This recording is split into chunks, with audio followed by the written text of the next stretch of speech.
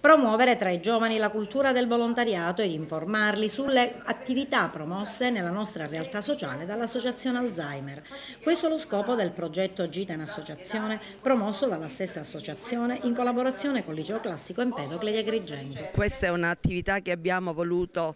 portare avanti col Liceo Classico di Agrigento, proprio perché vogliamo dare un momento di informazione, ma di formazione anche per i giovani del liceo, che possono in questa giornata avere un contatto con questa realtà dell'Associazione Alzheimer, quindi capire quali sono le problematiche di questa patologia e quello che le famiglie affrontano per poter portare avanti, diciamo, nel migliore dei modi questo problema, purtroppo ancora in grande solitudine. Un momento che favorisce anche la promozione della cultura e all'associazionismo. Sì, noi infatti abbiamo voluto fortemente questa giornata anche per avvicinare i giovani al volontariato,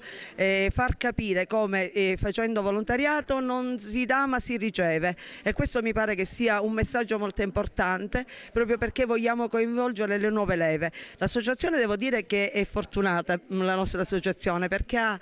al suo interno dei volontari con una fascia di età molto varia. Un'iniziativa di grande valenza educativa e sociale che coinvolge gli studenti del classico. Venire qui alla Fondazione Alzheimer per i nostri studenti rappresenta una bellissima opportunità sotto il profilo formativo ed educativo. Intanto perché entrano in contatto con una realtà di volontariato molto importante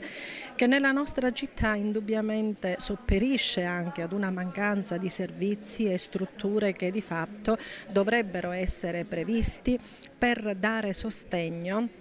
alle famiglie degli ammalati di Alzheimer che affrontano il difficile problema della gestione di una malattia